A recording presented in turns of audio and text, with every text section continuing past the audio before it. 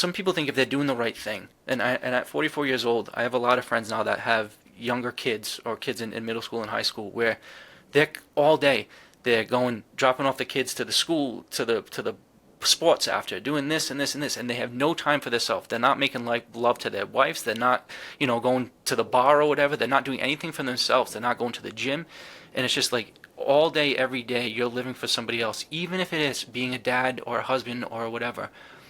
You have to take the time out to give yourself that time for you, and I know that's what drove me fucking nuts, and it seems to be driving a lot of people nuts. Is that they got to take some time for themselves. Adam, how are you? I'm great. I'm fantastic. Again, happy to be here. Happy to discussing a topic I'm very fond of. Thank you so much for being here.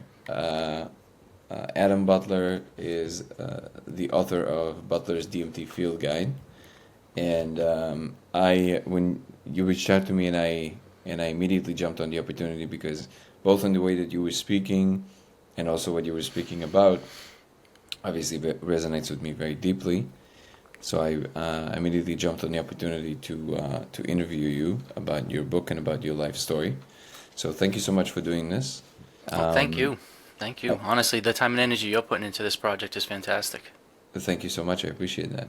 So I guess the first thing I would love to maybe dive into is the ABC. How did you end up writing a book about DMT? What brought you from a good American's life to dive into the most incredible substance known to men to date, and then not only interact with it, but also deciding that you want to expose more of the world to its magic. Yeah, it's a story that I never thought that I would be writing about in a life that I never thought I would live. But long story short, DMT helped save my life, and I really don't say that lightly. I was in a really, really dark place, and I kind of go over my story and how I got into DMT, and kind of what led up to it. Not quickly, and I'll happily go over all the details, but I just recently turned 44, and I think most people that are my age or thereabouts are going to have a whole lifetime of bullshit and crap built up on them. So I don't want to sound like I'm unique or special. If anything, just the opposite. I go over my story because I kind of was raised with the silver spoon. I had every possible advantage growing up. I had amazing parents, awesome upbringing. I went to college for almost 8 years. I had my grandfather gave me a shit ton of money to invest and start businesses. I really had everything. And then, at 40 years old, I had my proverbial midlife crisis. In over about a year and a half, everything in my life came tumbling down. And in retrospect now, I can say that it was because of my own making. But I started getting into shrooms to really help try to get some therapeutic value, which I did. And I did that for several months, and then I had the opportunity where a buddy of mine said, I have DMT. Why don't you take a look into this? And then I did what I think most people should do, which is not just jump right into it and try it, which is do as much education as you possibly can about it. So I read The Spirit Molecule by Rick Strassman. I listened to all the podcasts that I could, and took several months to try to get as much understanding as I could, and that built a certain level of respect and reverence. So when that final fateful day came, so to speak, when I knew that I was gonna kind of explore, I felt as though I was ready for it. But I approached it really with if I don't have that epiphany breakthrough kind of moment, I was really gonna walk off into the woods and not come back. And maybe that's why I'm really so passionate about sharing the stories, because through all of this, and before recording, you mentioned something, and I'm sure we'll circle back to many times. It's not any type of DMT or meditation or necessarily any chemical or anything like that. Just the process of truly knowing yourself and learning how to love yourself. That's something that I needed to do, and DMT ultimately allowed that. And that was about 3 years ago. That fateful day, like I said in my book, I go over how I took about 50 hits, and anybody that's listening to this is going to be like, no fucking way. But we'll go over that first day, I'm sure. But since then, I took about a year and a half off, traveled the country, kind of went on my spiritual journey, wrote the book, and now I've kind of been spending most of my time and energy really just trying to share the message and story and connecting with people like you to try to I don't know. Not that I have any of the answers, and I'm not some enlightened soul. I just feel as though I know as many times as I've done it, and the experiences that I've had, I think can help shed some light on the topic. I think we all do our best to just report honestly. So in that sense, we're all in the same boat.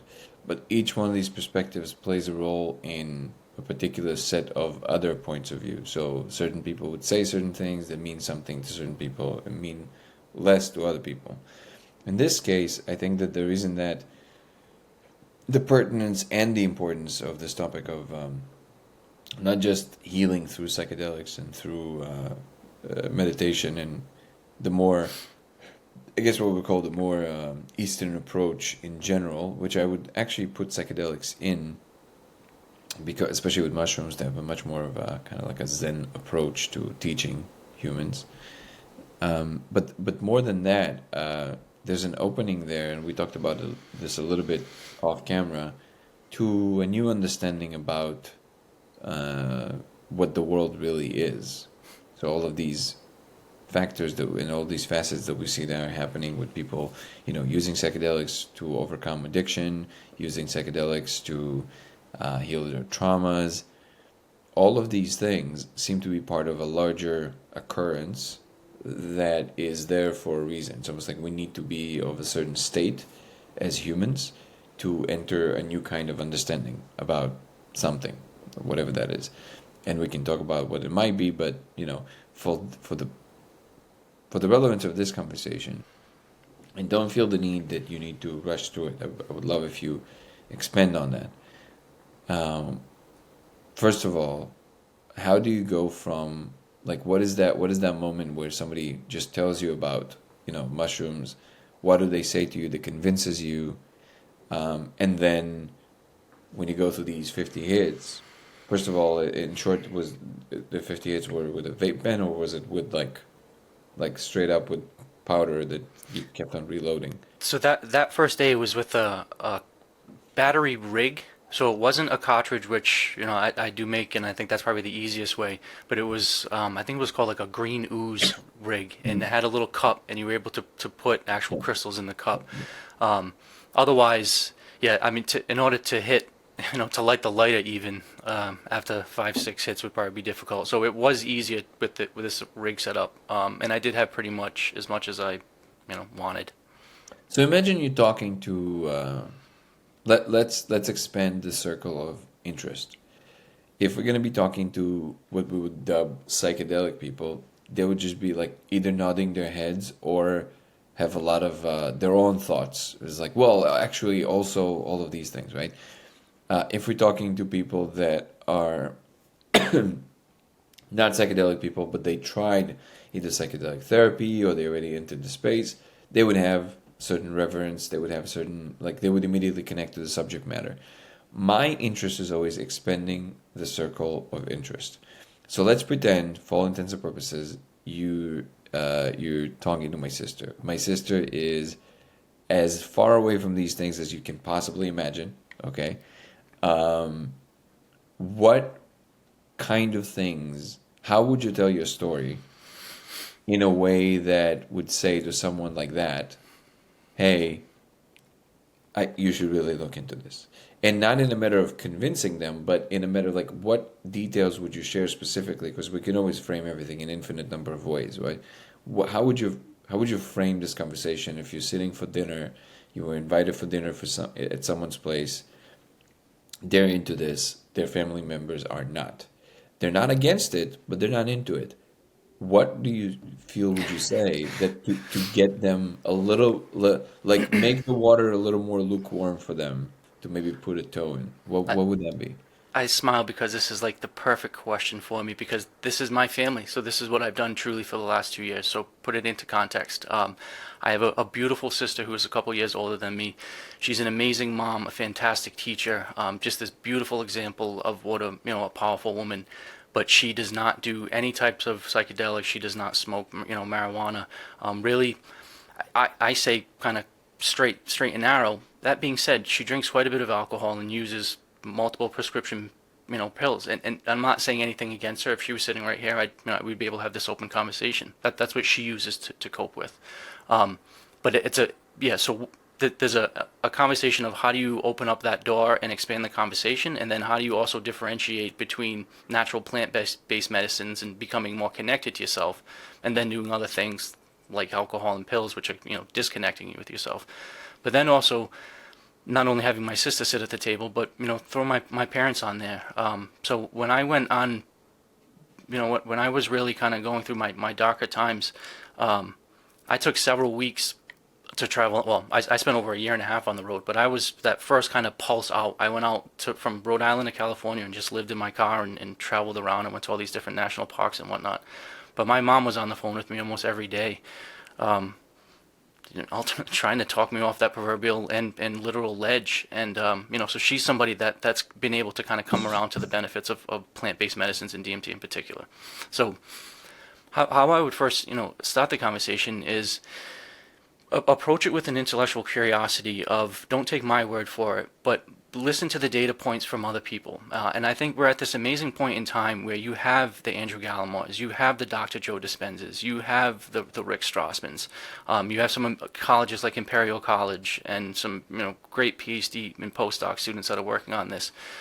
Then tie in the quantum physicists that are coming on board and talking about all these different states, and the Donald Hoffmans, and I would say if these people don't know these names, I would look into it, and because it seems like everybody is kind of saying the same thing, that there is more information available to us as humans in these altered states, in elevated states. Now, whether those elevated states are induced by lucid dreaming, whether they're induced by meditation, breath work, karate, there's multiple ways of getting your body to get to a state where you're attuned to different information. We were talking before about how do I get into a state where I can write easily, and it's basically tapping into a flow state. I think the first thing would be to convince them that the psychedelic state is just one of many ways to get into an altered state or an elevated state. And then once you understand the power of having a refined or more enriched antenna, like once you see how powerful you truly are, then it's just a matter of exploring it further. And I'd be the first to say that psychedelics and DMT in particular are certainly not for everybody. In full disclaimer, definitely take the time to do as much research and talk to if you're on SSRIs and stuff like that, you shouldn't be doing ayahuasca. There's some basic stuff that you should educate yourself about, but the idea that there's something greater than what's available in our normal waking states, I think should interest anybody, and there's a lot of ways of doing that. Anybody that's had a near-death experience. I mentioned, I'm kind of going on a couple tangents here, but specifically for my sister, I mentioned she's a teacher, and one of the best teachers, and she connects with autistic kids, and the kids, she really singles out the kids that really need attention and gives them first and foremost love, understands them, and then is able to communicate and teach them. But there's a new podcast series called the Telepathy Tapes, and anybody that hasn't watched that, highly recommend it, because in my opinion, they're coming to the same realization that you and I are talking about, which is that as humans, we are way more capable than most people give us credit for, and that we're reducing the amount of information that we take in essence, to survive and make life easy. And, the interface that we're working with is as simple as possible. But you start getting into deeper levels, and there's a lot more information that can be pulled out. And in my case, life-saving information. For the person with severe depression, or for, there's so many different things as far as helping people. But then on the expansive side, and I think this is why I'm really interested in speaking with you, because I feel like most of my conversations are about depression, suicide, beating alcoholism, the benefits of DMT in mental health. And I'll speak as often and as needed when it comes to that topic. But I'm really interested in now, so what's the next level? How does this apply to what's the next progressive step of human evolution? How does this help us as a species interact more naturally and innately with our environment and the energy around us, to be more connected to love, to know ourselves better, to do all these things that I think is sorely needed in society today. And I also think we're at this kind of inflection point where it's either going to go to shit real quick, or hopefully we can kind of level up and see just how beautiful and divine we all are. No, and that's kind of fucked up from a couple of gnarly looking guys like us, even though I think we're both very handsome. But, it's like to realize that you can look in the mirror and say how beautiful you are is something that most Yeah. people need to really start doing. That's been a hobby horse of mine recently, quite a bit, which is to point out that the self-loathing uh, got a little bit out of hand with humanity, especially in the West. Um, and it's not like we don't have anything to amend for or to correct course. It's that the attitude of this self-flagellation in a way that on the surface signals, designed to signal that we're aware of our inadequacies and how we misuse power, that is healthy, to be aware of your inadequacies and how you misuse power. The virtue signaling galore that is happening around it is actually a problem, because first of all, the thing we know that we speak things into existence. So the second you say things like, not you obviously, we humans, the second we say we are a virus, the second we say look what we've done to the planet, when we say statements like that, they're ultimate statements. There's first of all, they're statements that are not merited because they're not. We don't ever know the full scale of the picture. So it's one thing to say, "Look, I think we can do better." We had our run of playing with certain toys. Now it's time to put our adult hats and help remedy the ills that we've created. That is a different kind of speak, right? But what I'm seeing is that people are leaning way too hard into the virtue signaling part of it. It's like, look, I'm one of these that is aware. I'm one of these that is aware. But they're adding to a collective self-loathing machinery that basically locks us in as a species that will never be able to step out of that, because you're declaring it. You're saying, I am bad. I am terrible. I am. And just like in a personal session, you would tell anybody who's keep doing that, saying, hey, give yourself a break, right? We need to give ourselves a break. We are trying to do our best. We are part of a larger tapestry. We are trying to do the right thing and failing. So the reason that it really resonates with me what you're saying is because, yes, all of this, project of using these things to help remedy our inner world in a way that will align more with what we would call the natural flow of things. It needs to be balanced by the understanding that all the things that we tend to criticize in ourselves, like the exploratory of nature, that for the nature of it is also to kind of arrive at a new environment and not really know what's the best way to operate, so we mess things up sometimes.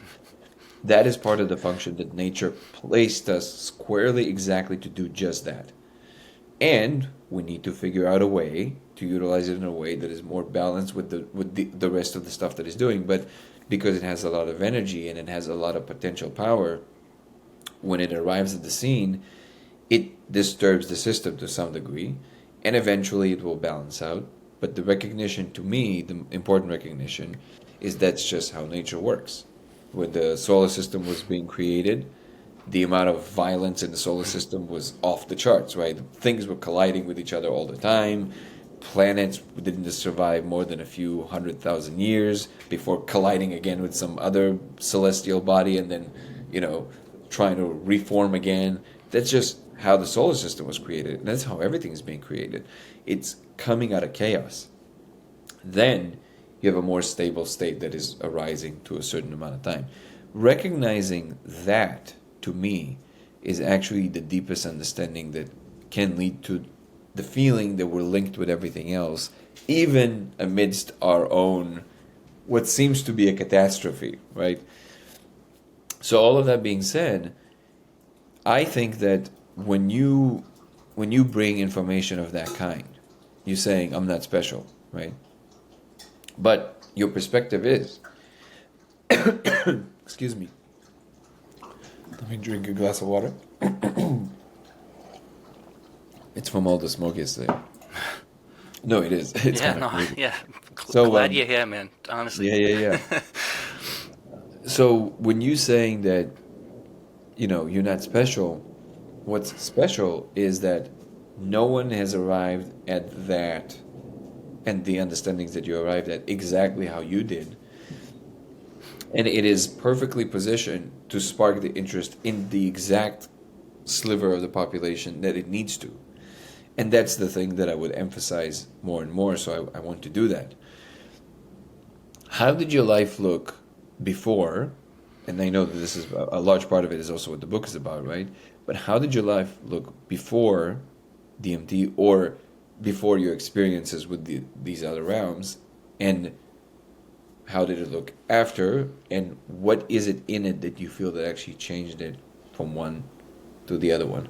And that's also a reason why I share my story, my background too, because on paper, I had everything. So I had the high-paying jobs, and not like I wasn't making crazy millions and millions, but I was making close to 200 grand a year for several years. I was investing in real estate. Over the course of that career, I owned 15 houses. Again, not crazy money, but enough where I had the fancy houses, the nice cars, the beautiful women, all of that on paper. The 8 years of college education. But I was miserable. And I can say now, with the clarity of going through all of this, I was a belligerent, nasty, overweight, alcoholic, mean, narcissistic person who really just, I lost 3 long-term relationships because I didn't know how to love myself and communicate with myself, let alone with other people. And, um, ultimately, the real catalyst that started this whole kind of major transformation was I got a restraining order, and it's something that I've come to peace with in myself, and I ultimately, if I ever come across this woman, I would beg for her forgiveness. Now, I want to say I've never raised my hand to any man or woman. I've never been in a fight in my life. I'm a very peaceful person, but I was using my words and my presence very aggressively, and um, her restraining order said some pretty nasty shit about me, and in all honesty, some of it was true. And long story short, I got kicked out of my house by a knock on the door, and so I realized my 7-8 year relationship's obviously over. My $500,000 beautiful 3-story Victorian that I just spent all this time and money working on is now kind of gone, and this was right before COVID happened. So I got kicked out of my house, and then all the court shut down for anything that was non-essential. So then my court case got pushed out for over a year. So I had this ongoing thing where I was paying for this house for my ex to live there, and it was a long drawn out, bunch of bullshit. But then, I ended up quitting alcohol, which I'm over 4 years sober now, coming on New Year's, and that was a major part of the story as well. But I finally realized that was something that I need to kind of to come into grips, and just needed. I realized that I needed a change. Like so it actually. Part of the story too, and I laugh because it's like there's so much fucked up shit. It's like what part of it do you tell? So with all of that, I found I quit my high-paying home inspection job, which I'd done for a while. I moved out to the Cape to work with one of my buddies, which I was then selling like marble and granite on Martha's Vineyard, and I was making even more money. Had this dream job, but somebody in the company fucked me over $900, and I called him out on it, and I threatened to kill him. And again, I don't say stuff like that lately. I was just at the edge of my kind of ropes with all the women shit, and I didn't think a guy would be able to like affect me like that, and he really did, and it got really serious really quick. So that happened on a Sunday, where him and I had this kind of beef, and him and I lived about 2 blocks away from one another, and he was co-owner of the company. So I knew that shit wasn't gonna go well. So that Monday morning, I left and headed to California. My only plan was to go hug a redwood tree. So at that point in my life, I had plenty of money in the bank. I was in this state where I was like, fuck, I don't have a relationship. I don't have a job now. I just threatened to kill the owner of the company, and I got to really go figure out my shit.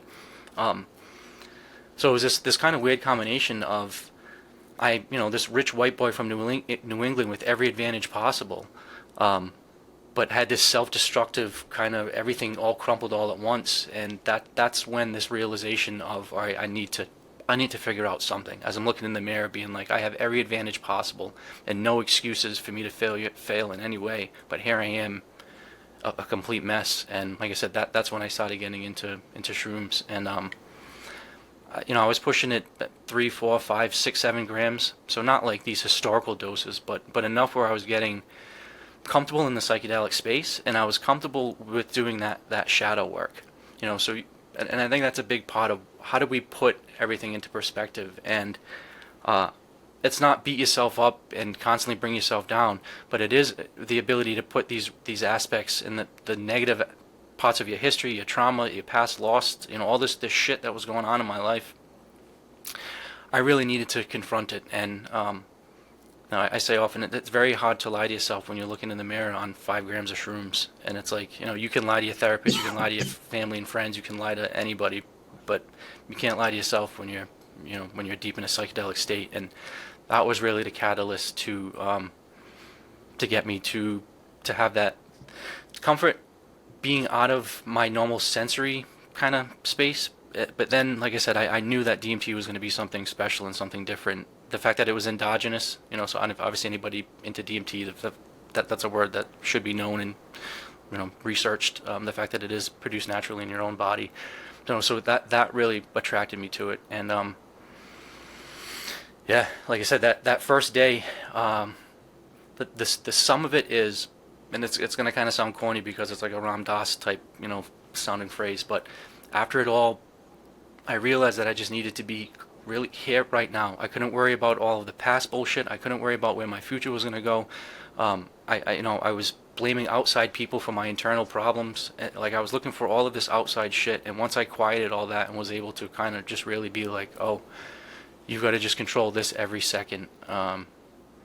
That's what got on the path to a different perspective, which then led to the clarity to get over my suicidal depression. And it was a long journey of self-exploration and traveling and living on the beach and doing all this crazy shit. But where I'm at now is I work for $20 an hour instead of making $1,000 a day. I'm living in my parents' basement instead of owning multiple houses and living in a, like I said, a $500,000 3-story Victorian. And I say that with full humility, knowing that all of these things will progress again and balance out. But I am the most happy, most content. I have goosebumps every day because I know how connected I am to Source. I have amazing relationships. Every night I go to bed with prayers of gratitude and joy.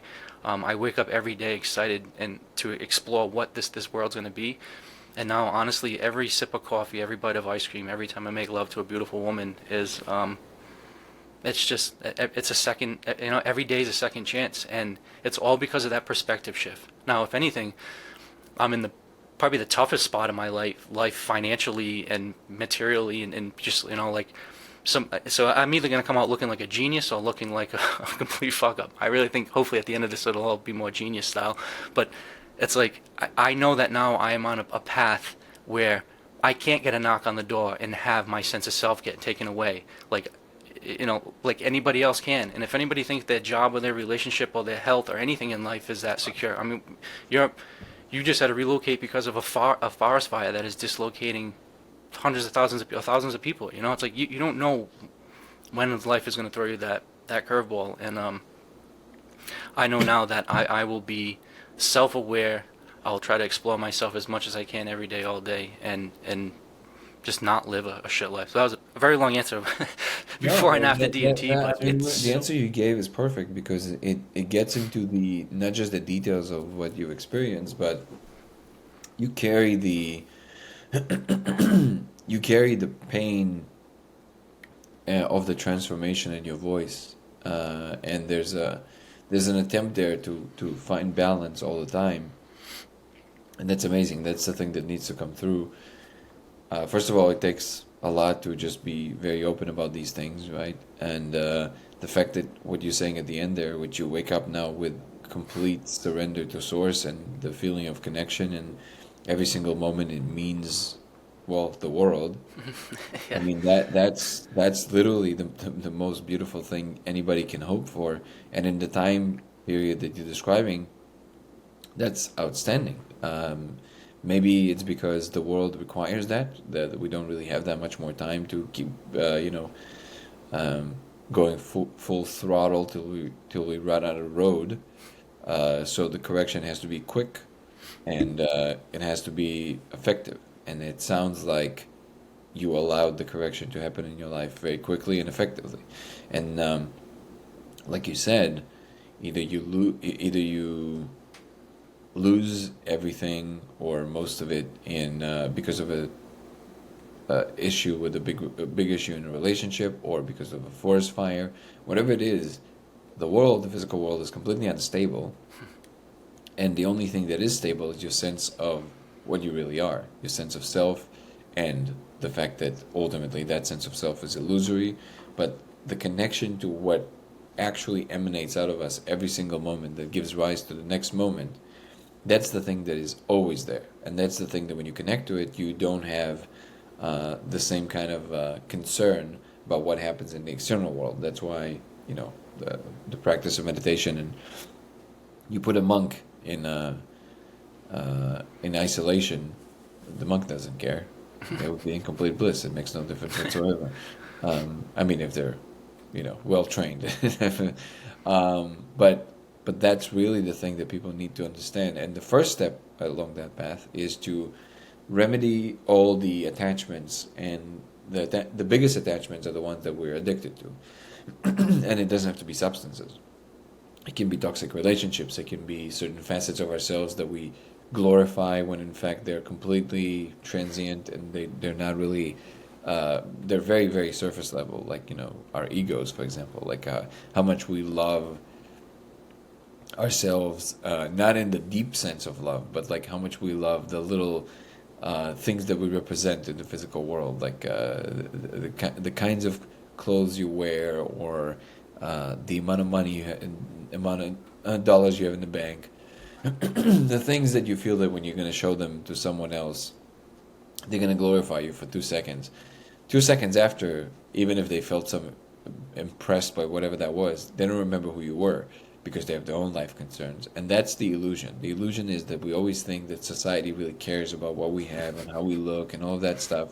But in the end of the day, almost nobody thinks about us a second after we leave the room, because they have their own world. And that is the deepest realization, was the And deepest realization for me. yeah, so yeah, and you know what the sad truth is? I used to walk in you say go to the gym, and I used to kind of look like, I bet I make more than him. I bet I have done more than that, and I bet whatever the chick I'm banging is hotter, and like all this weird type of stuff where it's like, and like I said, truly by a knock of a door by a stranger, all that was wiped out in a matter of 5 minutes. So tell me Um, about that moment. What is that knock on the door by a stranger? so that was a perfect thing leading up to it, because we talk about like self-awareness and knowing yourself. And I think so many people, and I use the analogy of like indicator lights in your car, where, in my opinion, you want to know when you're running low on gas, or when you need to change your oil, or when your tires are low on pressure or whatnot. And so many people in life have these pressures in their life, and they just ignore them, or they put tape over them, or they, again, going to alcohol or prescription pills, just time and time again, where I had all of the signs right there right in front of my face, all of the physical signs. But because I was making 180 grand a year, and because I was paying all the bills and taking my girlfriend, and it was with two daughters. They weren't my daughters, but I'd grown up with them for 6-7 years, so I loved them like they were my own. And but I would always lean on to, look what I'm providing, look what I'm doing.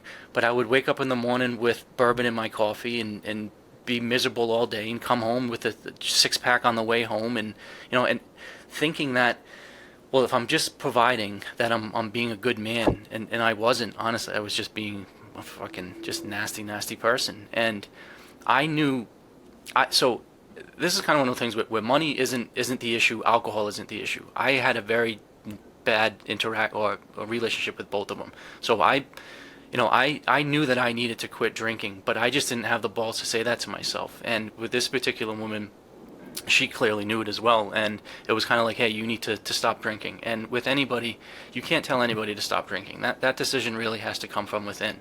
So I gave it a couple weeks, but then one day I came home, and I drank a beer there while I was cooking, and at home making chili or some bullshit like that, and I drank a stout or some shit, but then threw it out in the the recycling bin trying to be slick, and she found it, and that was just a cascade of like, that was really the straw that broke the camel back. But I say that if I just would have listened to the stresses before, her and I could have had an honest civil conversation. We could have said, hey, this is going to the end of the road, let's split it, you can have the house. Like, at that point, like, it would have been easier just to let her stay there, which is what ended up happening anyway.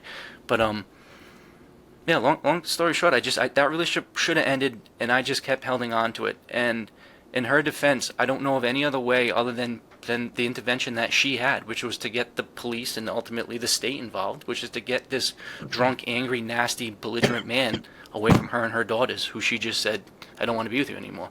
So, and it's horrible to put myself in that position, because I'm so far removed from that man, and to know that that was the only thing that she could possibly have done. But that's what happened. So I was sitting there doing my work. I remember I just packed a bong, so I took a nice rip of weed, and I'm sitting there doing my work, and I get a knock on the door, and it's a guy handed me a letter, and he's a constable, and he goes, I have to hand you this. And he goes, you need to read this in front of me. So I'm opening it up, and it's saying all of these horrible things, and then it's saying, and you need to vacate the property immediately, or you'll be found in contempt of whatever. And I looked at him and I said, do you read this? And he's like, no, I just serve him. I'm like, well, she just accused me of some pretty fucking horrible shit, and this is saying I gotta leave now. He's like, yeah, when I leave, you need to leave. I'm like, this is my house. This is where my business is run. All my stuff is here. He's like, no, when I leave, you need to leave. And I'm like, well, how much time do you give me? He's like, I'm leaving right now. And I'm looking at him. I'm like, you realize you just knocked on my door and just basically said my relationship's over. I gotta leave my house, like all of this shit, and you're not gonna do me a solid and give me any time to pack. And I'm like, let me grab a trash bag and just get what I can. And and kind of like a huff, he was like, all right, sure, because it was at the end of the day. And I went through the house and I grabbed what I thought was the most important things to me. Left, went to my parents' house. It was just like, yeah, this is what the fuck happened. Was really in shock, but at that point, I was still blaming her. I was still blaming everybody else but me. And I was still drinking. I mean, ultimately, so that was the day. Like, my life really was just like, that was the first kind of whatever. And then the other events just quickly got into another really beautiful relationship with another amazing woman, and that ended because of my nastiness. Quit my high-paying job, got another high-paying job. That quit because I threatened to kill the guy.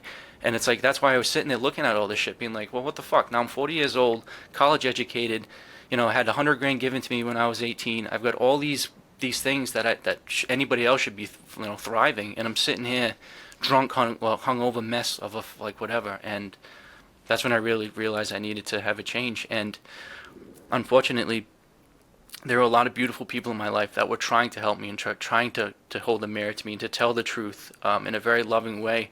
But until I said it to myself, and until ultimately, and that's where psychedelics came in. The psychedelics was what I needed to remove that proverbial plaque. I needed I had so much shit built up on me, and I couldn't express my own beauty and light, but I couldn't receive the beauty and light from whatever being or source or God or whatever you want to say, or from other people. And yeah, that's where, like I said, psychedelics really allowed me to do that inner shadow work, which then allowed me to be like, oh, you can put that where it needs to be, and now focus on how the other positive attributes and put it all into perspective. How did you become aware of psychedelics at that point? Were you already aware, or this is something because of that, you kind of started looking into? Yeah, so I had done shrooms and paper acid maybe like 10 times each when I was like in my early 20s around college, but then nothing 20s and 30s. And the first time I did shrooms again was when I was probably about 40 years old, and it was just because it started kind of coming onto it started becoming more popular to hear about it, and it was one of those, I've never been on any prescriptions, and I'm kind of really adverse to like synthetic pharmaceutical type shit, so I like the idea that it was natural and that it was, I felt more comfortable with shrooms, and that I could kind of dose it and kind of get into it slowly. And like I said, I did that for probably about 6 months or so, and then did that DMT session. And yeah, there's a couple, without getting into the whole hour and a half, 2 hour session that led with that first day. There are a couple, I think, important points to either people that have never done it before, but then I'd like to kind of put it out there too, just for data points, to get some feedback. Sure. If you don't mind. Yeah, no, go ahead. Well, and I'd say that we talk about how it's endogenous and how it's naturally produced. I would say that the first thing that really stood out to me that first day was that first hit felt so natural and felt so normal. Now that being said, all of your senses go completely, ape shit crazy, and everything's spinning, and that like a solid good hit of DMT, no matter what, is gonna send you off. But it was just, I didn't feel like I was getting drugged or poisoned like with LSD or shrooms. It felt like the veil was being removed, that I was truly being able to see reality more clearly and more vividly and with more sensory input, not less. And not drugged up like with shrooms where you feel the poison getting into your system, and you're sitting there like, oh, all right, the walls are starting to move and melt. And, you can clearly tell that with shrooms that it's really clouding your perception, and altering it. Where I felt was DMT was exposing more perception and exposing me to more inputs. So just that first hit was like, oh, this is okay, this is comfortable. It's mind blowing, but you're okay. And it actually brought me back to a moment when I was a young kid, like 8, 9, 10 years old for some reason, and I felt that just like I said, a very comfortable, like I'm at home and it's okay. But so that first time, pushed it again. I probably took 2 or 3 hits. Well, I remember 3 hits because that was kind of the plan. Like you're listening to Terrence McKenna in the back of your head. So push my 3 hits, sit back, and it was really a beautiful, like I said, sensation kind of overload where you're in this beautiful 3D IMAX show, and you talk about this all the time. How do you describe the indescribable? I could sit here for 20 minutes trying to describe how beautiful it was, but it was more of a sensory show, and I was sitting there watching the show. There were no entities, there were no interactions, there were no divine beings or anything like that. So I pushed it again, and that's the beauty of DMT, is that it only lasts 7-8 minutes. So after that first session, regrouped, pushed it again, pushed it a little bit further. Same thing, a bunch of sensory overloads, but no input, no information or anything like that. I did that several more times, and this is where I said how I took 50 hits that first day, because it was about 8 sessions, and each session, as I started getting longer, were about 6, 7 hits with that cartridge, rig. And So you were doing about 100 every round, basically? 100 what?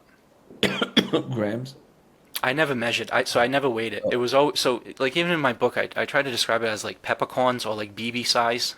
So that's how I would Yeah. load it with like a couple BBs each time, like Got it.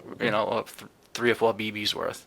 Um, and like I said, it was a beautiful sensations, and all of these awesome interactions and a connection to your body. But it really wasn't until that last really one that I had that breakthrough moment, and that's one where like all of the vibratory hum, all of the weird inputs, they all stopped, and they all basically, it was like this moment of just quietness where I wasn't falling, but I wasn't being sucked up, I wasn't being pulled, I was just kind of like suspended in space, but like I said, with no sights or sounds or anything. And I got this input, or this download of information where it was, and this is where I mentioned about the past and the future, where it was like, the best way for me to describe it was I was always trying to connect all these proverbial dots. So that this entity of being was like, all right, you have your 100 most important dots. Here they are. Here's the connection, and then it exploded those, and then 1,000 dots, and then 1,000,000 dots. And every time I had more and more questions, it just instantly answered them and made the connections. And it was kind of like laughing, like, ha ha, you stupid human. The point isn't to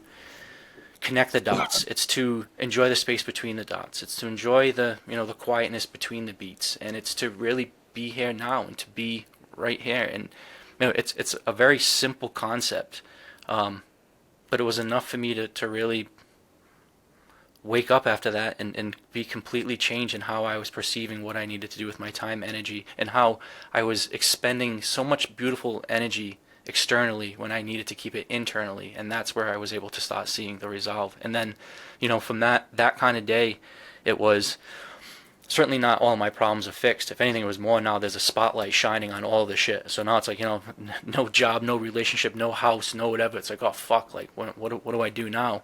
But I wasn't going to continue to bang my head against the wall doing the same stupid shit or sweep it under the rug and act like it's not there. I was able to maturely approach what I needed to do, and the power that comes from that, and owning your own shit. It's just Being more connected. Yeah, first, Let me offer a slight correction. I was asking if you were using 100 milligrams, not grams, because that would be insane. Yeah, golf But ball size. basically, but even 100 milligrams, that's insane, by the way, if that's what you were doing. Because usually people take off at like 20 to 40. That's like a full blast. So that's more than double that. Probably more than that if you what you're describing. Eight uh, that recharges, that would be a pretty big amount. From Well, it's and at that point too, I knew that I was either gonna kind of die or figured out a die trying, so to speak. And my buddy who was there, who held space for me and exposed it to me, knew the gravity of the situation too. So and that's why I don't recommend anybody necessarily do that. And it really was because I almost needed all of my foundational beliefs blown up because at that point in my life weren't serving me well at all. So Yeah. I really needed a pretty significant shakeup.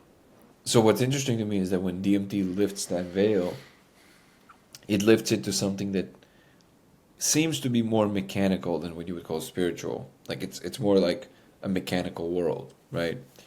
And there's definitely spiritual components to it because it's the expansive nature of the universe. How does that map onto your experience? Were you experiencing more of that, or your experience was actually more along the lines of some kind of an energetic, um, spiritual, divine, harmonic kind of like a tapestry? What was the details of that first experience that led you to these realizations? That's a deep one. um, yeah. So, is there a concept of spirituality and God and source or infinite intelligence or however you want to describe that? Yes, and I feel like that's that very common thread where people say that we're all one, we're all connected to source. That seems to be not only like with psychedelics, but near-death experiences, things like that. But was there also a very distinct mechanical technology code, something very distinct from just the like ethereal kind of like fluffy spirituality stuff? Yes, and that's where uh, I'm trying to explore this just like everybody else is, but I think that's where there is clearly something different. So, a couple of things. I think a way of maybe describing this: the interactions that you have when you're deep in DMT states, the ability to connect with your body, to have a more of a coherent between your brain and your heart, to be able to feel the way the blood flows through you. A lot of times in these DMT sessions, in my case anyway, I have these energies or deities or DMT entities come to me and they show me how to use my body properly. So how to breathe fully, how to pulse properly, how to use breath to elicit different things. And so you're really getting a connection and a ability to know who you are. And I think once you know who you are, I think it's natural that you connect to something higher than. And now, I'm whatever, whether it be religious based or Gnostic based or atheist based, I think it's just knowing that there's something greater than your physical body and that you're part of something. I think is the most important thing to take away from that.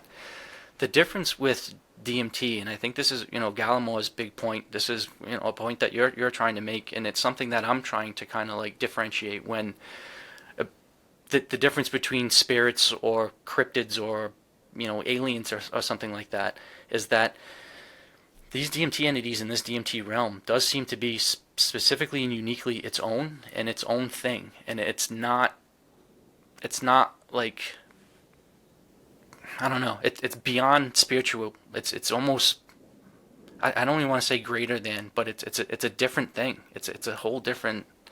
I don't know. Somebody described it to me the other day as and it might be not how you would describe it because of your experience, but he said it's the cold truth. And I found it interesting because he was like, oh, I see. And it's interesting because it does that to some people. Well, And I think this is why the container matters because the container allows for some cushion between and the way if I have to, I mean that's already maybe a slightly different conversation because it's a conversation about like almost like a technical mapping of the space. But if I have to make a wild guess, that at this point is not that wild. That NN space is actually just the mechanical part. Like it's the behind the scenes of the everything, the crew that works on the stage, the one that actually makes everything Yeah. go, right? But then you have other spaces like 5MEO space that is, if you ask me, it's a higher space, but it is closer to this complete dissolution, like like ethereal, like opening of all the possibilities. It is kind of like the thing that is more would be connected to what we would call spiritual, the experience of the inside of what the stage can produce. But for all intents and purposes, I feel like the NN space is more just, hey, this is the thing that the gears that make the machine go. Like it's just what it is, and being exposed to that can either awaken you to the first understanding that there's 100% definitely more than this. So that alone will put you on the right track of like, oh, okay, maybe I need to reassess some things. But the other thing you can do is, if you're not ready for it, is that experience that the guy that I just described to you said, which is it's just the cold truth. And it does feel cold for a second because you're like, Well, I, and I th- and and that element, I think, when I talk to people, I'll throw it away right now, but like when I talk to people who've never done it before, I do emphasize this part because I want them to be aware that if it happens, they don't need to immediately feel like there's something wrong with them. Like it is just they're being exposed to what in fact is yeah. going on. And yeah. And it is the cold truth, where it's not warm and fuzzy and produced because you had a dream or because you just read a book or watched a movie about something. So you're going to bed and you're praying and meditating and you're creating something, as you would in a prayer state, or if you're connecting to God or Source, or going into a deep meditation. The coldness, and maybe not cold like distant and not nice, but just cold like it's completely out of your control. And yeah, I mean, you can have intentions as you go into the space, and I recommend Completely having neutral. intentions. Yeah. But and that's where I one of the things that I appreciate about Gallimore when he talks about it kind of being a technology or access to a technology is when he goes over, and I agree that what the space is so far beyond anything that can be created by my mind. And now I'm the first to say how smart and wonderful I am and how intelligent I am, and I went to college for all this. And believe me, I know how great my intellect is. But there's no fucking way that 44 years of being this white guy from New England can create the type of complexity and the understanding of geometry and physics and space, and to have that much just going on, cannot be created by what I've been exposed to. And I've been exposed to a lot. And if there's anybody's mind that can create some amazing stuff and have a lot of crazy visuals, it is certainly mine. But this goes so far beyond it.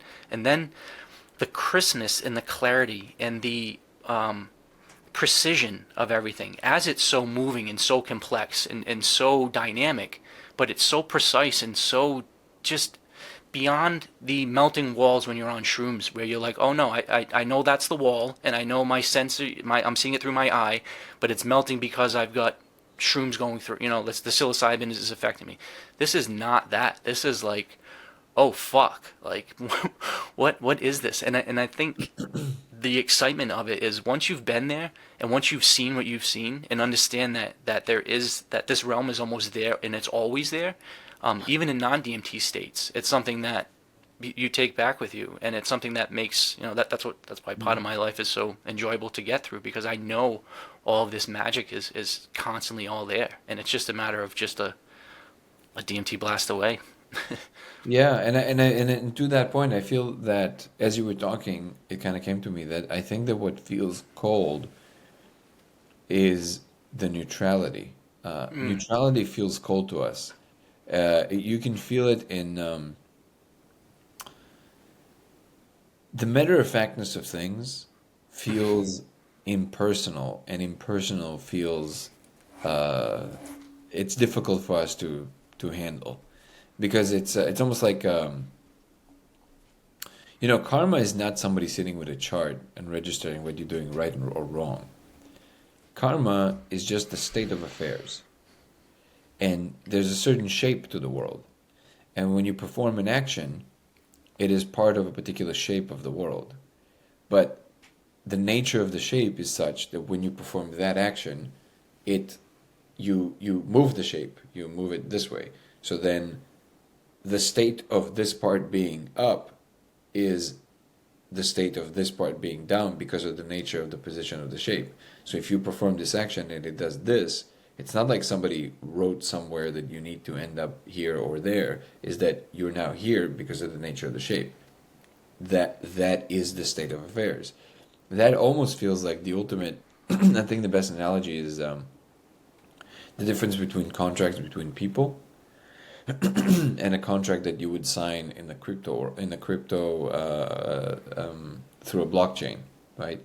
So if I sign a contract with you personally, there's still a lot of, even if in practice, yes, we usually kind of rely on, okay, that's what it was, and we might go to court, but notice that across all these levels, you have human interaction that, at least on the surface, still keeps putting attention on what is there's some flexibility or apparent flexibility around what it might be still, right? So even if we agreed on X, if later we either disagree and go to court, or between you and me, it will be like, well, come on, like, can you understand, like, the situation changed, do you mind if we, like, amend the contract? There's always a possibility there of, like, kind of like playing with it, right?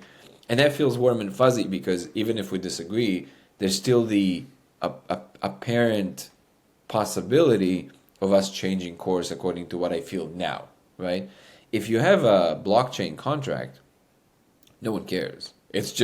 It's either on or off. You either hit the marks that agreed upon, and then it will open whatever funds were supposed to be available to you, or it won't because you didn't hit the marks. Nobody cares, right? Mm-hmm. It's just how it is. It's the machine part of it. It's the neutrality. It's completely neutral. And to us, neutral feels impersonal and cold. And I think that's really what it is, because what you experience in that space is just like, yes, you might meet beings that would show you deep love and admiration, but at the same time, you can meet the other side of it. And what is clear is that it's all allowed to exist. So it all has some kind of a operational, topography or topology, and it just what it is, and you happen to be somewhere on it. I think that's the thing that maybe makes me make some people feel like the universe is cold and not caring, or like the ultimate, space. This is why I'm very fascinated by the difference between these kind of experiences, which a lot of people can have, and the ones that people that report that are more along the lines of, oh, like I met an angel, or I was contacted by source, or I feel connected. I feel these are results of our attempt to do that, and the exposure to these spaces just makes it more pertinent. I feel that's more of my impression is that's more of the trajectory of what's going on. What would be your thoughts on that? Well, I want to expand on too the concept of cold kind of meaning like neutrality, and I agree with that kind of flavor. But I would also say neutrality doesn't mean bad or not beneficial. I've had a lot of experiences that you'd almost be considered neutrality, where they're almost like manhandling me, where they're like you're getting into that space and they're showing you all this shit with almost a sense of neutrality, but with extreme benefits to my side. And just kind of two session stories that come out is, I've been asked before about have you had any like mantis-like experiences or like insectoid, and that seems to be like this archetype coming up.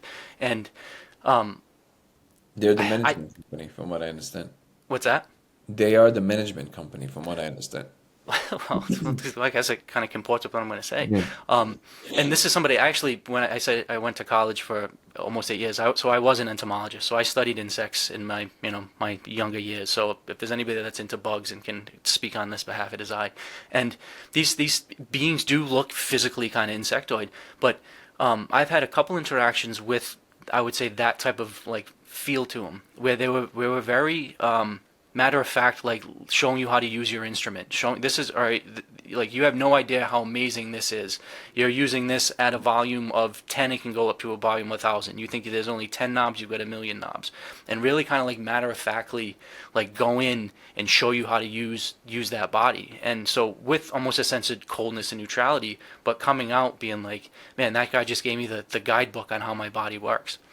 To then also having the type of interaction where it was almost kind of like a transformer like suit kind of like came on you, or like a, I don't know, like a X-Men suit or something like that, where that being kind of clamped onto you and showed you how to move or how to manipulate or how to do stuff. And I remember experiences like that where it really was almost like you were being strapped into an amusement park ride and you were just kind of being shown what you could do. But once again, almost with a sense of coldness and neutrality and very rough and tumbling. And yeah, that, you know, that roller coaster is going to slam your head around, but it's going to give you a hell of a rush and give you the experience that you're looking for. So there does be some of that. Now, I guess expanding on the different archetypes, though, that you can experience, there are some cold, whatever, utilitarian ones, but there are also the very loving, nurturing, motherly energies. There are the more spiritual, godly ones. There are, you know, there are certainly ones that have that loving flair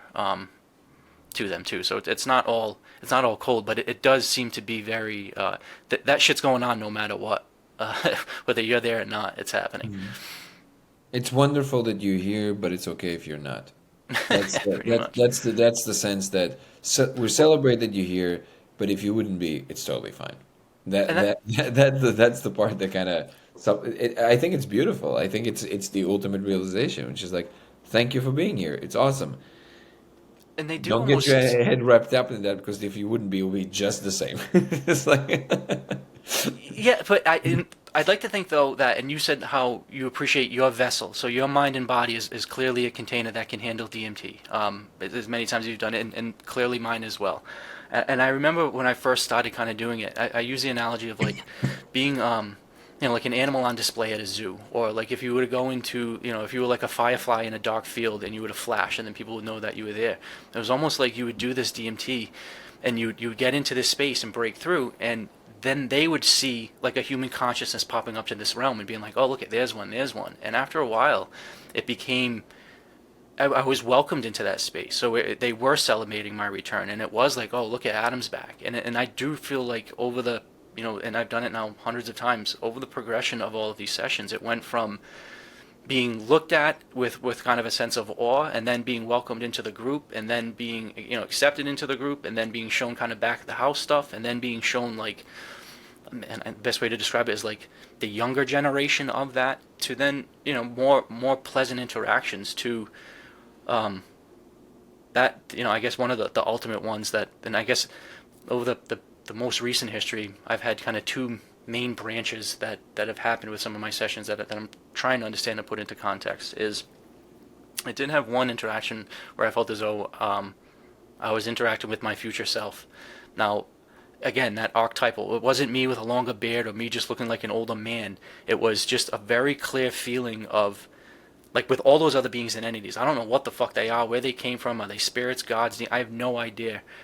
But this one was very comfortably me, and it was like me coming in to do a diagnostic check and to kind of be like, hey, listen, I'm just gonna come in and check in on you and make sure everything's on the right path. And that was one where you come back out of it and you're like, what the fuck? How do you put that into context? Beautifully. It was a wonderfully empowering experience. But that was one like, all right, that's a little bit weirder than just seeing DMT entities in DMT space. And then, would you categorize it as the higher self? Your higher no, self? future self. Future self. Interesting. Yeah, because I feel like I connect with my higher self all of the time. And just coming back from Monroe Institute, and I know that's a kind of tangent, but, you know, understanding the clear differentiation between my physical body, my emotional body, my spiritual body, and then my connection to source and higher being. And I'm very well versed in all of those aspects of myself. This was not that. This was a future time is now, even though I think time is malleable and not a fixed thing, it was from a later date in that spectrum of time. You know, I guess that would also equate to necessarily higher, but it was more of a difference in spatial time. Interesting. And then the other ones, which is I'm still trying to put into context, and I don't know if it was just, hey, I smoked too much, or it was kind of like a sleep paralysis type thing, but a lot of these sessions that I have, you are coming back with a lot of new information. Now, people call it DNA downloads or an upload, or there's obviously some communication of information beyond just language. And I think that that's very clear. But typically, it's worded as, once again, you're getting some sort of input or upgrade. And that's typically how I word it. And using the computer analogy, I would say it's normally like a software upgrade. I had one about 3 months ago, maybe 2.5 months ago, where I really thought it was a hardware upgrade, excuse me. And that one was scary and kind of fucked, because that's where I think there's some correlation to like alien abduction stories, because as soon as I took this hit, I was instantly pinned to my bed. I couldn't move. I wasn't even in that space anymore. Now, I talk about having sex on DMT. I talk about all the awesome things you can do on DMT. So normally it's, hey, do DMT and there's more sensory inputs. This was, all of those were taken away, and I was in this kind of like blue just space, and I couldn't move, I couldn't talk, I couldn't do anything, and I felt as though I had basically like this hot laser scan go up through my feet, like pass up through my head and then back out through my feet. And I know it sounds fucking crazy talking about this shit. As you know, DMT's not crazy enough. Now we're talking about like alien type shit. But I don't really know how to word it other than it was something happened to my physical body as opposed to the normal just whatever. And I came out of that one shook for a while, like really not under like.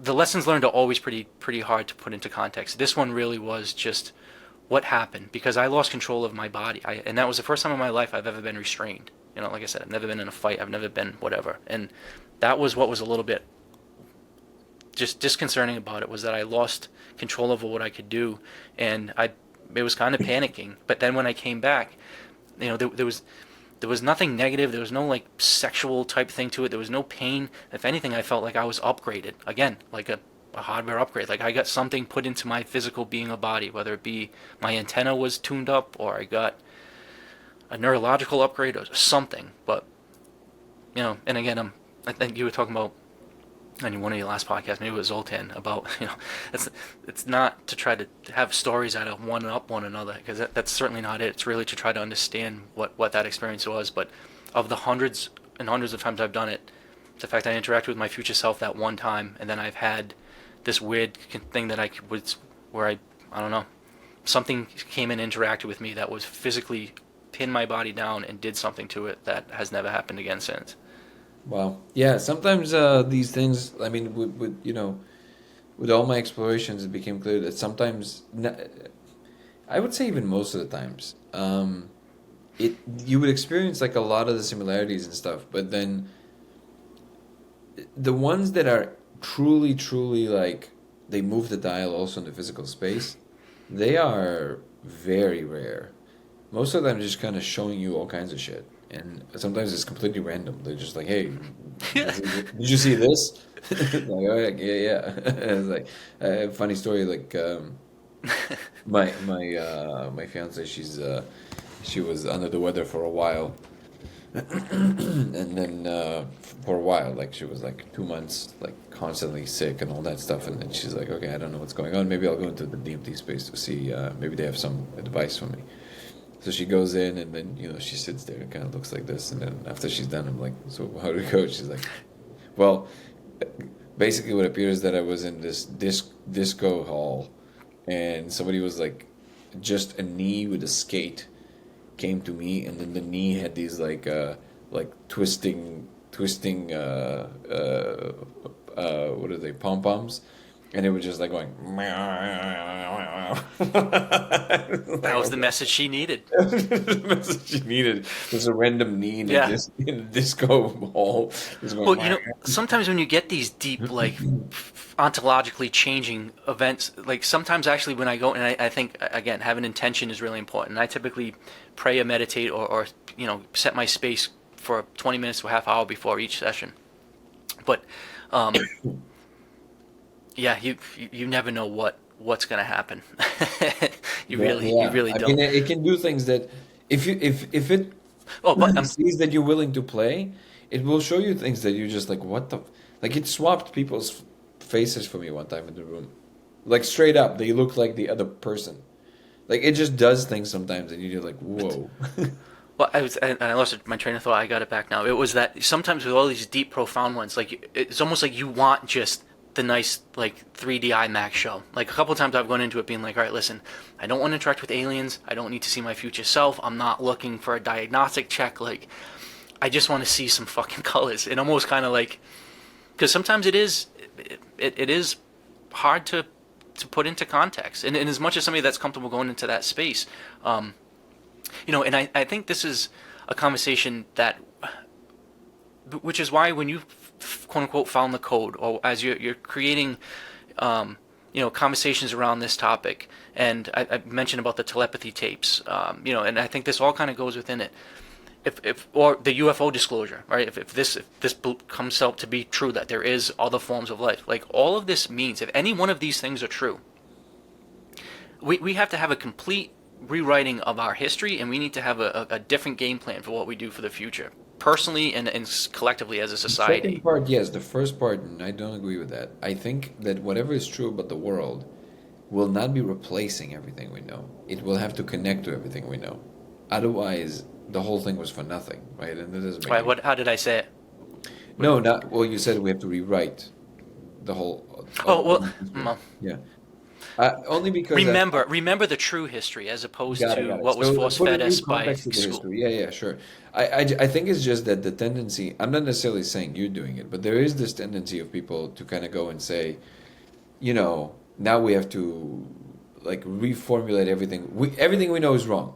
Oh no, no, Well, no! no. Now it's Yeah, just yeah, let's move forward with an open yeah, yeah. mind, with Exactly. an Yeah, yeah. intellectual curiosity to know that we're way greater than our five senses, and that there's some stuff now panning out, whether it be in DMT space and others, that are proving that um, that there's more to it. if we Oh, if we just open up our we're in full perspective, alignment there. you know. There's definitely a lot more to it. You just came back from the Monroe Institute. I mean, that's the fact that there's a whole, serious organization that investigates these things for now decades on the extrasensory abilities, astral projection, extra mental abilities, all of that stuff. That should tell you. And again, it's a Well, serious and organization. this is where your laser experiment, I think, falls within the line of that as well, because it's easy enough for me and you to say, oh, I interacted with a jester or an entity, or I fucked an angel, or I did this with a whatever. But it's way different when either, like these remote viewers are truly finding the kidnapped kid with the blue backpack and the red sneakers in that shed right there, and he's 30 feet up the mountain, go look, and they find him. Or, like I said, the hunt for Red October, where they're saying, no, listen, this nuclear Russian sub is right there, go look, and it is actually there. With these telepathy tapes, excuse me, they're showing that from states away. Somebody could look at a book, and these other people are reading the exact same book, and it's proven.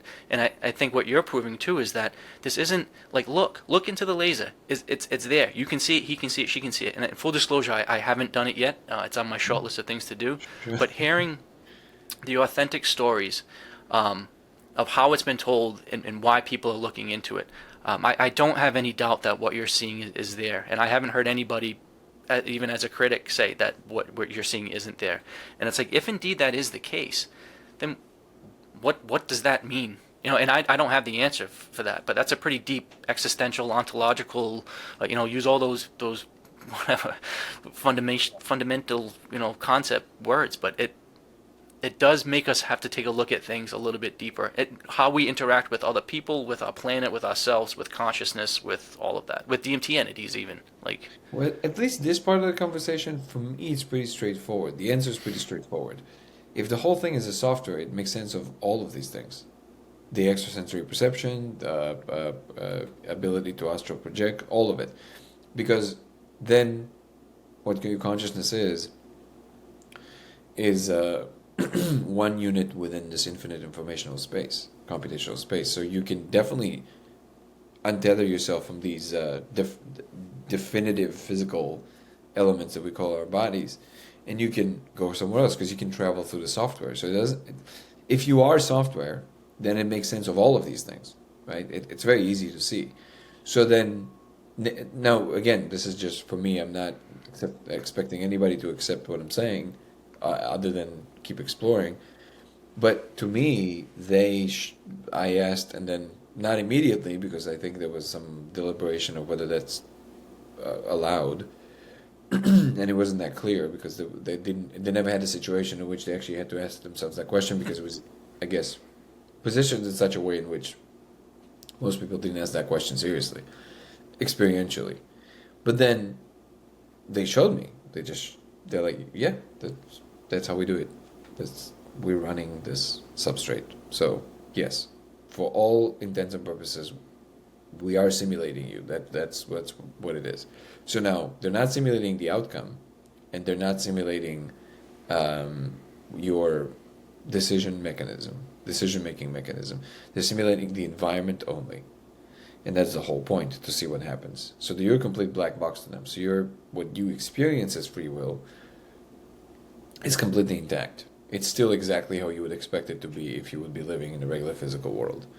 But under what we call the laws of physics, there is this computational environment that basically runs. It is the substrate that runs the rest of it, and it expands into a much larger space, which then connects to all the other things that we call, gods and spirits and all that stuff, and all of that is there. So to me, the simple answer to that is pretty straightforward. Now, working out the details and exactly how it works and what makes a thing do X versus Y, all of these things, they're a whole new field of exploration that is now available to us, which is amazing, which is part of, mapping the space, and everything you've done with your book is a very integral part to this. And that actually leads me really nicely to ask something a little bit more specific about your book. Does your book mostly deals with mapping of the space and your experiences in these different portions of the space, or you also draw conclusions and do you share those? So the book is Butler's DMT Field Guide, and I worded it DMT Field Guide because I wanted it to be brief, accessible, and kind of one of those things where each chapter is kind of its own freestanding thing. So in the book, I reference Terrence McKenna and Rick Strassman and some of the other people I think that's important to go to for more of the in-depth thing. My book basically is how I got into it, which was my story about my self-destruction there. And I think one of the more important aspects is I have recipes, so I have access to make ayahuasca and what I call DMT brew or DMT food, because ayahuasca is obviously two specific plants, and you can make them brew and put it into anything. I talk about putting it into smoothies and oatmeal and brownies and things like that. I have recipes on how to make crystals.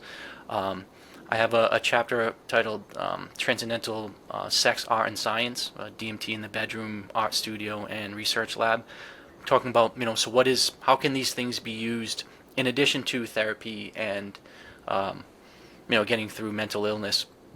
What next? So how can they be used to increase the human experience, and then ideally, like I said, the next step of human evolution. And I have a couple kind of do's and don'ts, like experiential things, what to do. And then I end the book with a chapter called Love Thy Neighbor. And it kind of comes full spectrum, from starting the book with not only hating myself and hating society and wanting to blow up truly both of us, to ending with a chapter coming full circle to learning how to, like I said, love myself, but then love thy neighbor, and kind of coming through it that, yeah, we are in kind of all in this together. And if there was any person that was the dark, nasty shit light that would walk into a room and just, I don't know. I say suck the energy out of it. Not even. I would just put shit energy into it. Where now, I feel like it's really the opposite. If I can do that, if that can be, if I can do that to me, and then to my inner circle, and at my dinner table, then on my street, and my community, and just keep expanding it. That was that kind of concept. So it exposes people to DMT, hopefully gets them to ask further questions and explore other deeper minds. And I made it specifically not a deep, research or scientific book. Yeah, and like I said, I think the recipes, and the recipes aren't mine. Any recipe, there's a bunch of recipes online, but I compile them and kind of summarize them and put them into like nice bullet points, and what I found were the easiest ones to do. And then my next book is going to be about more of this integration, more like kind of the philosophy of about it, and now what do we do with this information? So it's like, all right, DMT saved your life. It's a powerful molecule. Here it is. But now it's like, what do we do to um, apply that to everyday life? This is incredible. So that would be, what would be your advice for, now full circle to the beginning of our conversation? All of that in view, what would be the first measurable step you would advise people to take? Education, right? So basically educate yourself first. More even prior to that. And again, it sounds so basic, but you have to start there, which is to consider yourself worthy, to take the time for yourself, to do whatever that may be. Whether that's, like I said, to read a book, to go to the gym, to meditate, but to know that you're worthy and that for you to be a good mom, dad, husband, wife, business partner, any of those things, you really have to look within and take the time for yourself. And I thought that, well, look, I'm making all this money and I'm doing all these things and I have all this stuff on paper, that how can I not be, somebody to look up to, or I've got it all figured out. And it was really only when I took the time, and ultimately it was forced time. It was, hey, I just threatened to kill a man, so I don't have a job, so it looks like you've got some time on your hands. But it was only when I did that to truly learn about myself. And I think it's very common, it seems to be all of the world's religions, the ancient teachings, the esoteric knowledge, the hermetic principles, all of these kind of all come down to, I think, how I word it. The common thread is to know yourself, to know thyself, and that starts with taking the time to do that and knowing that you're worthy of that. And I think once you know yourself, you can turn to love yourself, and once you love yourself, again, then everything else kind of opens up. But start there. Know that it's not going to be a magic pill. That there is no, hey, you're going to do this one and done and you're good. If anything, now I'm, like I said, 3 years into doing my DMT session, and I still, my life has some challenges, but I'm approaching it from such a better way, physiologically pleasing way, and that's also a big point, is that it's so easy to be 4 years sober from alcohol because it feels so good not to wake up hungover and to be dependent on that and to waste all that money and to have a bare gut and to be like, it's so easy. It's so easy to live this lifestyle of love and gratitude and joy and contentment because it just feels good. I mean, I literally induce goosebumps every day. When I see my girlfriend, she looks in my eyes with sparkles and we laugh, and we every time we hold hands and we do amazing things. Every day I smoke a joint in the morning with my mom and have a cup of coffee, and we have amazing conversations. I bust my dad's balls all the time about stuff, and it's like these are things that are there and accessible to everybody. And a common story, which is again why I feel compelled to keep sharing it, is it's not just me. I have close friends where they've done it and they've been able to now be a better husband, a better dad, a better everything, and take a look back and take a 30,000 foot view, and really be able to look at themselves and really better themselves. So first and foremost, take the time to know that you're worthy, that you are part of this divine sauce, and then from there, however you explore that, psychedelics or not, that's the first step. I think when you do psychedelics or any type of deep inner work, you're getting the information from yourself and source, as opposed to from mass media, social media, somebody else, whether they have the best intentions or not. I think when it truly comes from within yourself, because then you can speak with conviction. Like I know I'll never go back to drinking, not because I'm going to piss off my wife, or what. It's like, no, because I made that decision. I'm comfortable speaking my truth and being comfortable in my own skin because of what I've walked through. And maybe another thing. I know we're kind of throwing a lot of analogies out, but I think that they use because they stick. Is the concept of using like Girl Scout badges or Boy Scout badges. Like, I think about all of the nastiest, darkest places of my psyche that I went through, some of the hardest things that I had to overcome, from losing my house to losing my job to all of these types of things. But with each one of those things that I've overcome, I've gotten this badge that I can put on my kind of soul sash, so to speak. And I've got a lot of those badges from exploring DMT and learning about myself. And I had to burn everything down to the ground, and I had to start completely new. But I've got a lot of fucking badass badges about who I am and what I've been through because of that, and I wouldn't trade that for the world. And I wouldn't say, like, I'm not looking for more adversity or more challenges, and I'm not looking to earn the hardest of the hard badges. But I do know that when those obstacles or challenges come in my life, and they'll come to me and they'll come to everybody, it's how you approach them. And now I kind of like lean into it, being like, all right, well, what am I going to learn through this? But it's not going to be from running. It's not going to be from being a coward. It's not going to be from whatever, looking for an external solution. It's going to be me turning head on to it. And I feel the same, like when you listen to you talk, when you listen to Zoltan talk, when you listen to a lot of these people that have been through similar experiences. It's a sense of confidence that comes from a knowing and experiencing that you know people could believe us or not. It doesn't fucking matter. Like, Yeah, I know what you I've you seen. trust yourself. Yeah, you trust yourself basically. That's something that people need to do And more I of. don't need external validation from anybody. Yeah. And that's, again, that once you have that power, and that's not a cocky, arrogant, like, whatever. If anything, the beauty of that is once you realize your own beauty and your own power and your own worth and your own um, right to speak your mind and be authentic and express yourself, that conveys to everybody else. Because you feel it, I give that to everybody else that comes into my space. They're just as worthy of everything that I'm worthy of, and I'm worthy of everything, which means you are too. Um, and it's a unique way of going through life where if you get to 10 minutes where you have to stand in the grocery market, cool. Then there's awesome people in the line that you can interact with. You don't have to get pissed off or miserable, or even simple things like having road rage. Like, I don't have road rage anymore. It sounds like a minor thing, but think about it. Like, there are some people that get pissed off every day, all day, and it's like, if every day you're getting stressed out and you think everybody's an asshole and you're getting home and you're yelling at the news and pissed off because you got to make dinner, then clean dinner, and then, like, if every day, and then you're drinking and you're miserable and you're yelling at your what, it's like all of this shit. And there's so many people that do that, and that their job sucks and their boss sucks. Man, if everything but you is the issue, like, I hate to tell you, man, it's you. And um, as soon as people take control back of their lives, then we can start progressing to the important stuff, like, I don't know, the next step of human evolution, whatever that may be.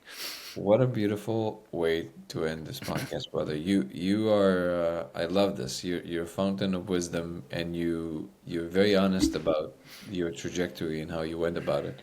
That is actually one of the most solid advices that I've heard on this topic of, like, how do you start, which is not necessarily even in education, but your relationship with yourself. The fact that's beautiful, to allow you saying, allow yourself to accept the fact that you are worthy of it, because that's the thing you give yourself when you're saying, I don't have time for this. If you look at the aggregate of your whole self, it's almost like that part of you said, you're not worthy of experiencing or exploring this. So thank you for voicing this. This is very brilliant. Because when you make that, you're right. When you make that switch, all of a sudden you do have the time, because you would find the time to educate someone you love. So why not finding the time to educate yourself that you love? Well, and even in a practical point, so we talked about how I just got back from Monroe Institute. So, and that's on their website, so I'm not saying anything that whatever. Their weekly cost that I went through is $2,500, right? So if I just told you about my financial issues and how I don't have that much money, now that's a good chunk of money for somebody like myself who's making $20 an hour. But I knew that that was going to be a transformational part of my journey, and that I needed to go there for that deep meditation, and that I've gotten so far in my journey, but man, that this was going to be worth it. And to have, and I didn't second guess it at all. And when I made the decision that, you know what, fuck it, I'm going to spend this on myself more than Bank of America, more than the IRS, more than the state of Rhode Island needs their fucking tax money. I'm going to pay all them. I'm not saying that I'm, going to run away from my obligations. But you know what, Adam, you're fucking worth it, man, because of everything that you're doing. And long story short, that $2,500, which to anybody, it is worth every penny and then some. It was the most amazing experience, transformational in so many ways. I met lifelong friends that I know I'm going to have forever. I've increased my own ability to connect with myself, but just all of that, where you could hear the naysayers, whether it be my sister even, how do we have those oh, you're going to spend that much money on that, really? And she even said, you're going to go and listen to binaural beats and they're going to vibrate your brain, and it's really $2,500. Come to Cancun with us. So they go to Cancun all the time. Come to Cancun with us. Wouldn't you rather do that? And it's like, fuck no. And what has come from that, I really feel like, and it's not about money, but I feel like the connections that I made from there are gonna make me money in a bunch of different ways and connections, and I've already told you about how some of them have panned out, and it's like, but if most people wouldn't have taken the time for themselves, and the beauty of that too is there are several people there that were like middle-aged women, or like 50, 60 years old that were kind of getting retiring, and had, and I say that just seemed to be the group where they didn't necessarily have the extra money, and this was a big leap for them, and this wasn't something, this was out of their comfort zone, and at the end of the week, each one of them in full tears and full emotional whatever was just like, this was the best thing they could have ever done. And it's not because necessarily Monroe has this amazing technology and this beautiful campus, which they do, and they do, but it's that you took the time for yourself. Every morning you looked at yourself in the mirror, and the only thing you focused on was you. And that is empowering in any scenario, in any setting, in any capacity, with any type of meditation. And I'm so glad I did it. But it would have been so easy for me to be like, oh, you can't afford that. You don't make the money you used to. $2,500, like, what the fuck? Like, you owe 20 grand to the IRS. How can you possibly? And it's like, well, no. Again, the IRS will still be there. I wasn't going to be here a couple of years ago, and fuck it, I'm treating myself, and not within balance. Obviously, there is a level of, you still have to fit into society and don't spend all your family's money, but like, yeah, take your hour yoga class, or even some people, and this is an important point too. Some people think if they're doing the right thing, and at 44 years old, I have a lot of friends now that have younger kids or kids in middle school and high school where they're all day. They're dropping off the kids to the school, to the sports after, doing this and this and this, and they have no time for themselves. They're not making love to their wives. They're not, going to the bar or whatever. They're not doing anything for themselves. They're not going to the gym. And it's just like all day, every day, you're living for somebody else. Even if it is being a dad or a husband or whatever, you have to take the time out to give yourself that time for you. And I know that's what drove me fucking nuts, and it seems to be driving a lot of people nuts, is that they got to take some time for themselves. Incredible, brother. I couldn't agree more with these statements. Thank you so much for sharing that. Tell us where, first of all, obviously, I will put all the links in the description. Thank But you. tell us also verbally where people can find you. And the book is on Amazon, correct? So the book's everywhere where books can be sold. So it's on Amazon, Barnes and Noble. I do have an audio version, and it is read in my voice. So if you like to hear my New England accent saying "fuck you," it is read by me. There's a Kindle version of it as well. As far as social media, and again, this is all new to me. As a few years ago, I was a guy that was in the corners, not looking for any type of interaction. But I started an Instagram account. I just started a YouTube channel with, I think it's got like 6 subscribers, and it's everybody in my family, and a Patreon account, which whatever one of those links. But all of those have my email address, which is booksbyadambutler@gmail. I'm accessible if anybody Say it has any again, please. questions. Say it again, the email. Booksbyadambutler@gmail.com. And I give that out because I've given quite a few free PDF copies of my book where, obviously it'd be nice to sell a couple copies, but I've talked to a couple people that are in a shitty space, whether it be financially or like they really think the book can help them, but whatever, and I get it. I've been there. $15, it can be tough. I'd be happy to send free copies, PDFs out to anybody that wants a copy. At this point, I think the message is way more important than selling a book. And again, so the information is there. It's free if you want it. I'll happily send you a PDF copy of the book. And I'm writing another one about kind of integrating all of this philosophy. And the plan is, with help of shows like you and new friends like you, is to keep spreading this message. And I've got a couple kind of quote unquote big things coming up in the near future. I think some documentaries I'm going to be in, and we'll see where all this goes. So That's amazing. let's And I fucking agree do it, with you. man. That's the way to go. You make it available and you make it clear that to the people that can afford it and want to support, Cool. Yep. please purchase it because that helps all the other, because it helps you keep doing your work and working on other things And if you want to, that like you even do now. the Patreon account, it's like everything on there is basically free. But then there's one that's $2, there's one that's $8, one that's 20. Then I have one that's $2,000 because I used to work in Martha's Vineyard with millionaires and billionaires, or I do speeches now in like Boston area, where there's some big money where people are looking for, honestly, people like you and projects like this Laser project to put some money behind, where to them 10,000 or 100,000 is fucking nothing, where that could change my life and that can change your life, or put this project on the map, where Yeah, and I'm giving people the opportunity where if you want to help, cool, but if not, I'll give you a hug for free and I'll give you a book for free. And honestly, if I can help you, if and I say this sincerely too, as we're ending, if anybody is in a similar dark place where I was, and they truly do need somebody to give them just one thing to say, hey, this place would be a better place with you still in it. That's why my email's there as well, and I'm open if anybody needs to hear that non-DMT related. I give myself to that too because I wouldn't be on this planet if I didn't have the kind words and loving words of people that wanted me here still. So there's that to offer if it can help anybody. Adam, you're a beautiful person, man. Funny looking, but No, I think you're an incredible person. So thank you so much for doing what you're doing, and we're gonna keep spreading the message. You have one more subscriber for sure. thanks. And yeah, we'll keep moving this thing forward. I think Yeah, and it's coming.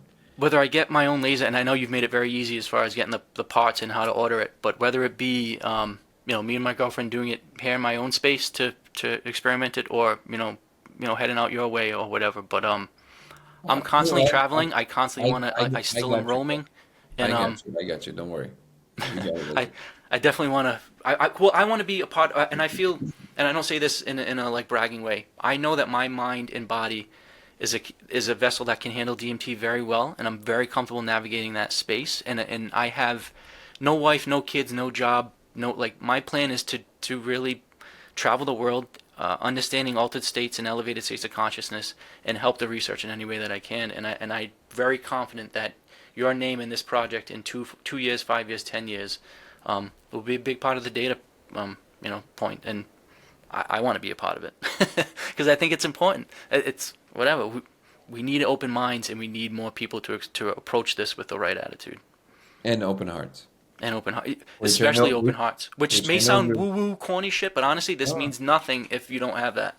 Yeah, no, it's think about this. If you even from the most uh, cold calculation, right? If you have, from purely an economical perspective, if you have infinite resources and infinite abundance, like true, like we haven't stepped into that yet, but we're getting there. What is valuable? Well, how you feel. In other words, how you make others feel. It's So everything. if you enter the room and everybody feels like shit, that's the equivalent of negative currency. So and the other way around. If you make people feel wonderful, everybody wants you around. Everybody wants you to be included, whatever that is. That is the value. And that's why an open heart is so important, because the ability to connect is what gives rise to this element of growing more and more, of like being able to make each other feel wonderful. Why wouldn't we? It feels so good, man. It is. It's awesome. And we, again, for your own selfish ways, your life becomes better. So, Yeah. yeah. Yeah, if you All in around an it works. infinite economy that you just make everybody feel amazing, everybody would always want you around, and they would give you everything you want or need because they want you around. So that's really where it's at. Well, again, before we shut the recording off, again, I want to personally thank you for the time and energy you're putting into this, because I've mentioned a couple of times that I'm going to be on your podcast, and almost everybody's like, oh, I know him, I know that. That's exciting. And the fact that, not that DMT is this like super small niche, but it's a very passionate group of people, and I know myself, my inner group, and the people that I'm talking to appreciate what you're doing, and I think most importantly, they appreciate that you're not saying you've got all the answers, you've got it figured out. You're saying there's something amazing here. Let's all hop on board and try to figure this shit out. And I know myself and like I said, other people are excited to see where all this goes, and we're all here to support. So thank you. Thank you, Like I brother. said, let's do it. I appreciate the kind words, and yeah, let's keep working on this together. Cool, man.